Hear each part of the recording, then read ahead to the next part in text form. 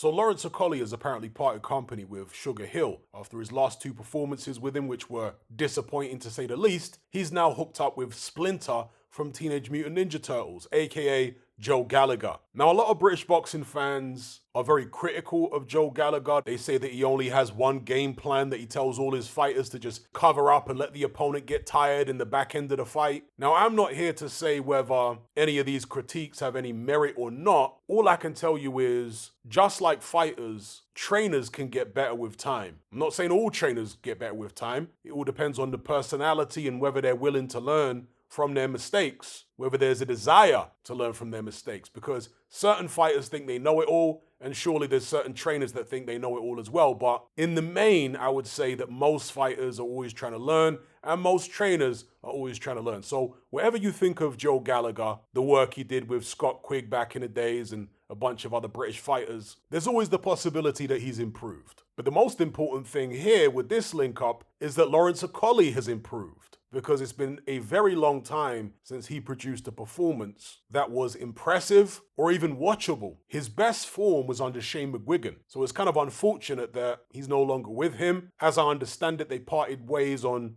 good terms, but obviously Shane McGuigan trains Chris Billam-Smith. He did when he was still training Okolie, but now that those two are officially rivals, yeah, it probably wouldn't work for him to go back with Shane McGuigan, and McGuigan might not even be open to it. So he's with Joe Gallagher for this fight with Lucas Brzezinski in Poland. Gallagher's done an interview with Boxing Scene where he has praised Lawrence Okolie's desire. He said he had him in the gym in Manchester and he wanted to see how well he fit in with his gym mates, the other professional fighters who train there. And he also wanted to see what his work ethic was like and how trainable he was. And Joe Gallagher basically said that he was happy with what he's seen from Lawrence Okolie. And he laid out in the interview exactly how difficult he thinks it's going to be for his new charge over in Poland. The guy's going to try to take his head off. It's going to be a hostile atmosphere, and they're going to expect Okolie to go into octopus mode and just start hugging and holding. Now, one of the things that Shane McGuigan did to reduce the amount of holding that Lawrence Okolie was doing, not completely eliminate it, but reduce it significantly, and that was to move a lot more. Lateral movement. When an opponent was backing him towards the ropes, rather than stepping forward and clinching him, moving off to the side, using upper body movement as well. Now, under Sugar Hill, he stopped doing most of that, and instead he was trying to stand his ground. But in doing so, that led to more physical bodily contact between himself and his opponent. His opponent was able to close him down,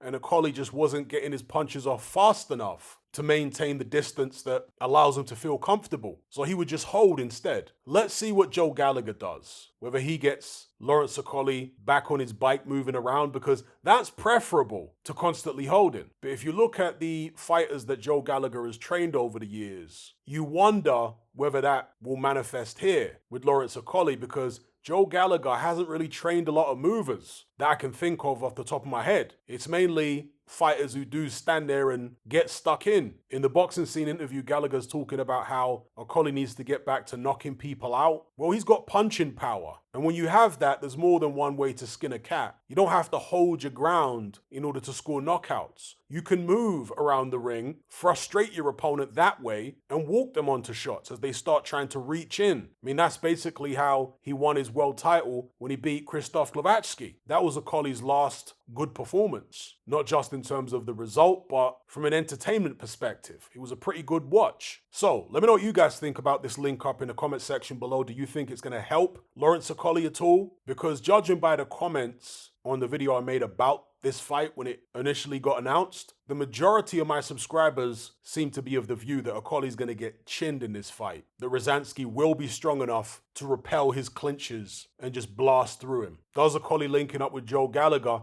change your view on that? Or maybe it reinforces your view. Again, there's a lot of British boxing fans who really don't seem to rate Joe Gallagher at all. I'm not saying I'm one of them, I'm just laying it out there. That's how it's been for a long time. Joe Gallagher is a subject of ridicule and mockery oftentimes. And of course, I started off this video calling him Splinter from Teenage Mutant Ninja Turtles, but that's just because he looks like him. I'm not saying he's not a good trainer. So anyway, I'll leave it there. Let me know what you guys think.